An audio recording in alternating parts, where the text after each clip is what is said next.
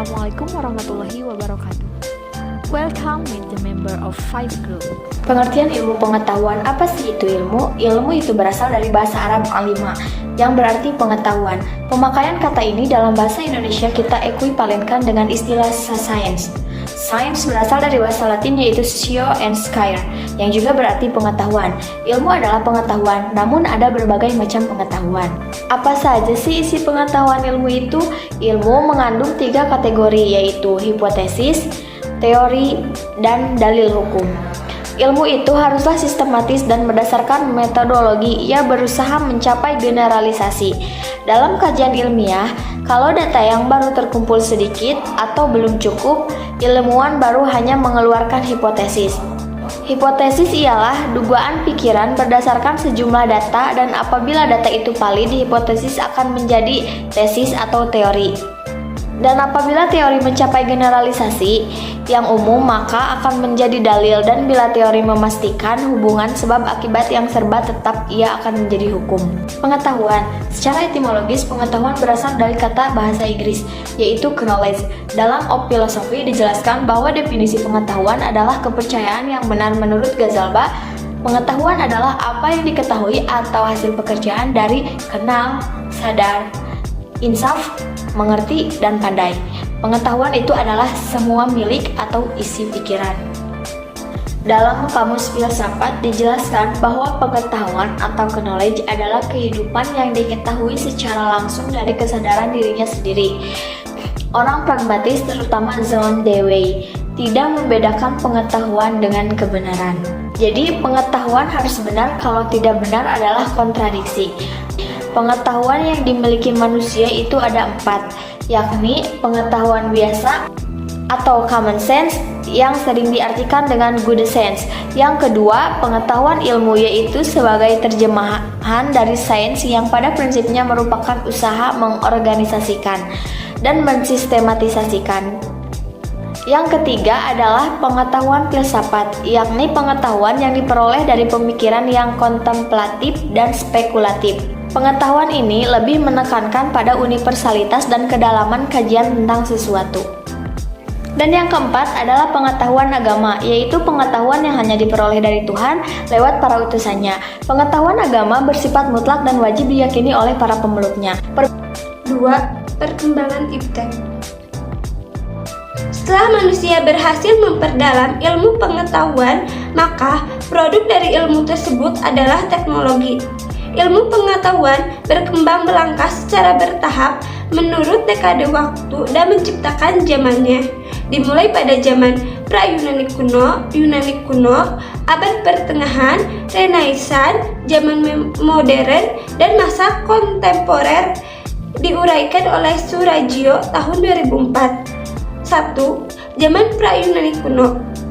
Pada masa ini, manusia masih menggunakan batu sebagai peralatan yang berkisaran 4 juta tahun sampai 20 tahun. Pada zaman ini ditandai oleh 6 kemampuan. 1. Know-how, kehidupan sehari-hari yang didasarkan pada pengalaman. 2. Pengetahuan yang diterima sebagai fakta dengan sikap resentment. 3. Kemampuan menemukan abjad dan sistem bilangan. 4. Pemikiran manusia ke tingkat abstraksi.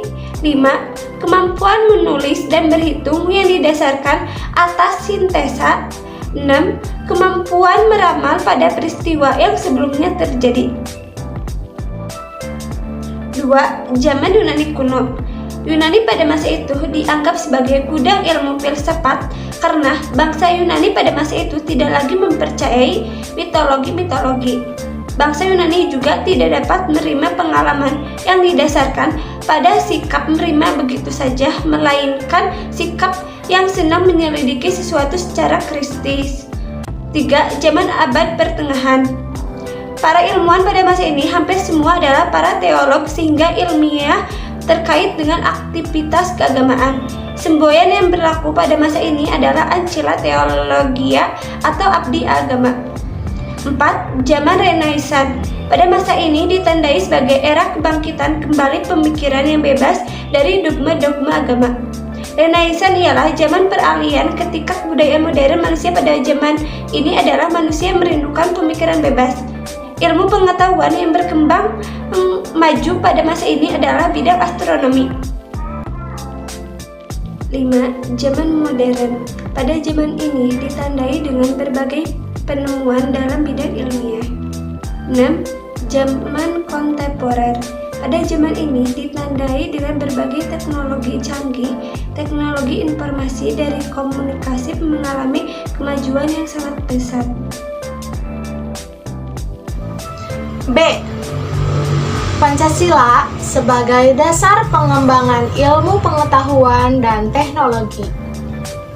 IPTEK sangat penting bagi kehidupan bangsa dan negara kita, terutama dalam menjamin kesinambungan pembangunan nasional.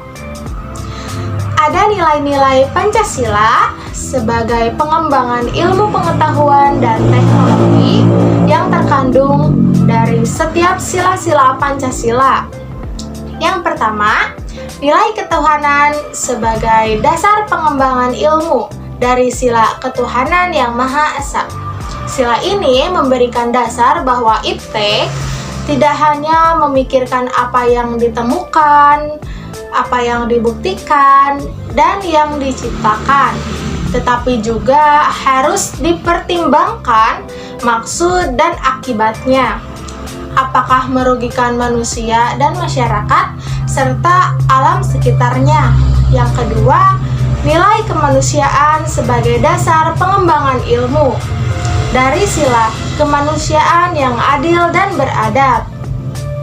Sila ini memberikan dasar-dasar moralis bahwa manusia dalam mengembangkan IPTEK haruslah dengan cara-cara yang beradab. Yang ketiga, nilai persatuan sebagai dasar pengembangan ilmu dari sila Persatuan Indonesia.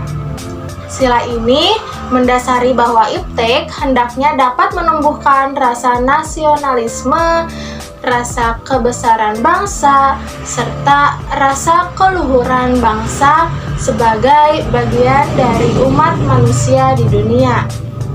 Yang keempat, nilai kerakyatan sebagai dasar pengembangan ilmu dari sila kerakyatan yang dipimpin oleh hikmat kebijaksanaan dalam permusyawaratan perwakilan. Sila ini mendasari bahwa pengembangan IPTEK haruslah bersifat demokratis, artinya ilmuwan memiliki kebebasan untuk mengembangkan IPTEK. Yang kelima, nilai keadilan sebagai dasar pengembangan ilmu dari sila keadilan sosial bagi seluruh rakyat Indonesia. Sila ini sebagai dasar dalam pengembangan IPTEK dalam menjaga keseimbangan keadilan dalam kehidupan sebagai dasar nilai pengembangan ilmu. Kemajuan IPTEK tidak selalu memberikan dampak positif bagi proses kemandirian dan sikap menghargai hasil produktivitas dalam negeri. Ada 3 faktor sebagai indikator bahwa ilmu pengetahuan itu bebas nilai.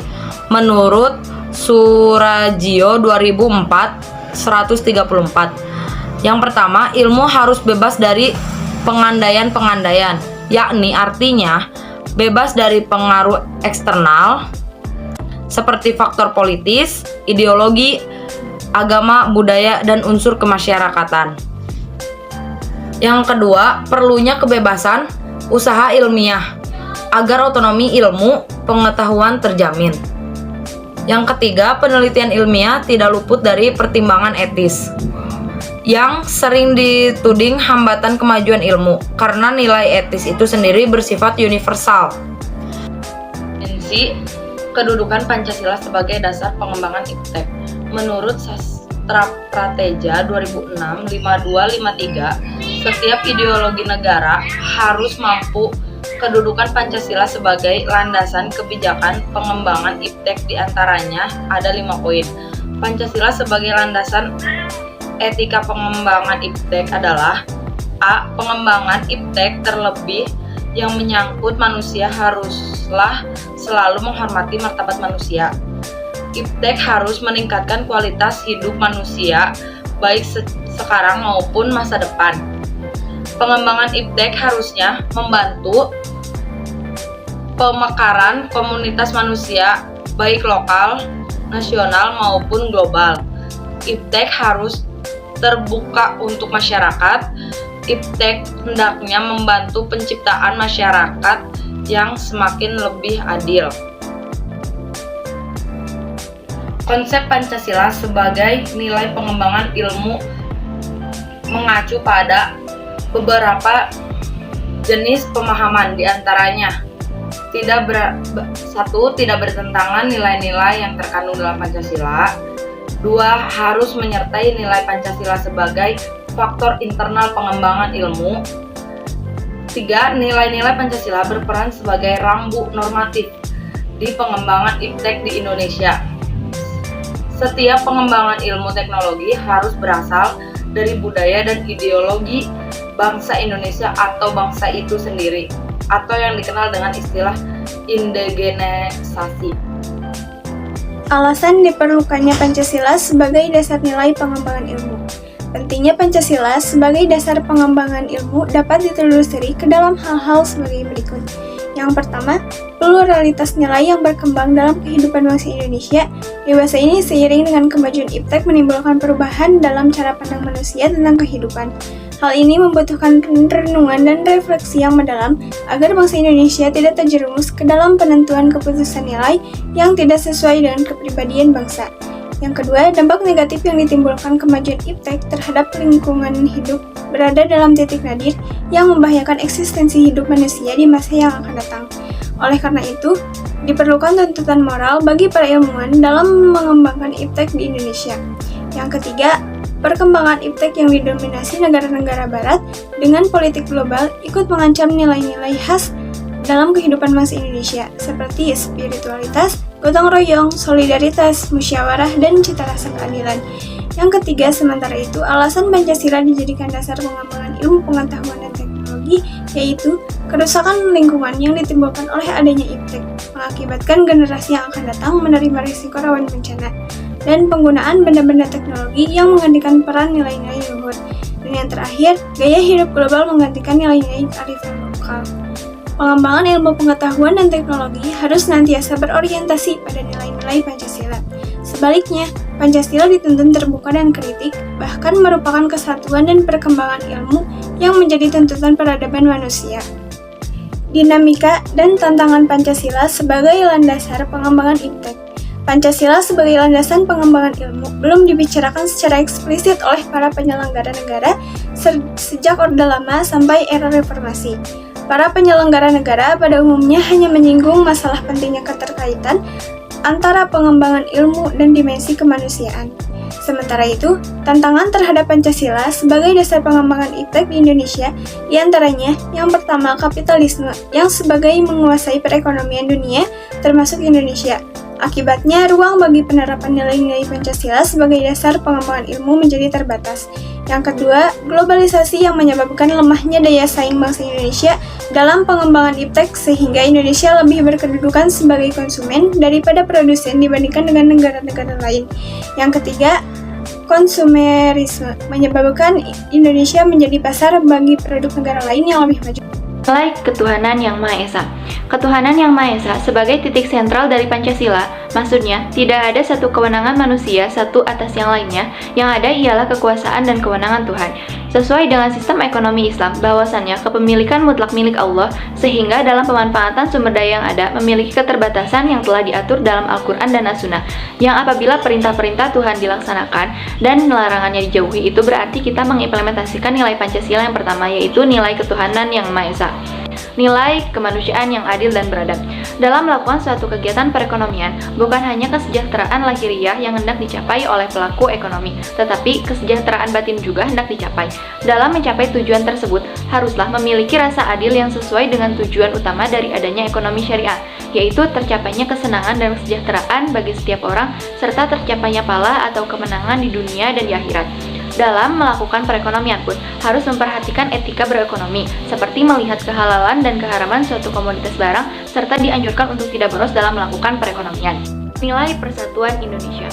Dalam prinsip berekonomi Islam, sangat dianjurkan untuk menerapkan solidarity, sesuai dengan nilai Pancasila ketiga, yaitu persatuan Indonesia. Dengan adanya kesatuan dalam berekonomi, perekonomian akan berjalan dengan lancar dan tidak ada rasa saling membenci, sehingga kebutuhan yang belum terpenuhi dapat terpenuhi dengan adanya saling tolong-menolong apabila ada yang sedang kesulitan. Nilai persatuan ini sangat penting dalam melakukan perekonomian. Tanpa adanya nilai kesatuan ini, perekonomian tidak akan berjalan dengan baik. Nilai kerakyatan yang dipimpin oleh hikmat kebijaksanaan dalam permusyawaratan perwakilan. Kerjasama dalam segala bidang kehidupan merupakan hal yang harus dilakukan, termasuk dalam melakukan perekonomian. Tanpa adanya kerjasama dengan pihak lain, ekonomi tidak akan terjadi. Hakikatnya, manusia dalam kehidupan bergantung satu sama lain. Seperti halnya dalam berekonomi, membutuhkan orang yang dapat memenuhi kebutuhan yang kita inginkan. Dengan adanya musyawarah antara orang yang membutuhkan kebutuhan dengan orang yang memenuhi kebutuhan, akan dapat tercapai. Dalam prinsip ekonomi Islam, adanya akad merupakan suatu keharusan dalam bertransaksi. Dalam berekonomi inilah mengandung nilai musyawarah, nilai keadilan sosial bagi seluruh rakyat Indonesia. Salah satu prinsip dasar ekonomi Islam yaitu distribusi pendapatan dan kekayaan yang merata. Tujuannya untuk mengurangi kesenjangan di antara masyarakat, yang berarti ini juga merupakan salah satu tujuan yang hendak dicapai oleh negara Indonesia. Adilnya distribusi pendapatan yang diberikan merupakan kunci utama dalam tercapainya kemerataan kekayaan. Dengan kemerataan pendapatan dan kekayaan, rakyat Indonesia nantinya akan menjadikan negara Indonesia sebagai negara maju.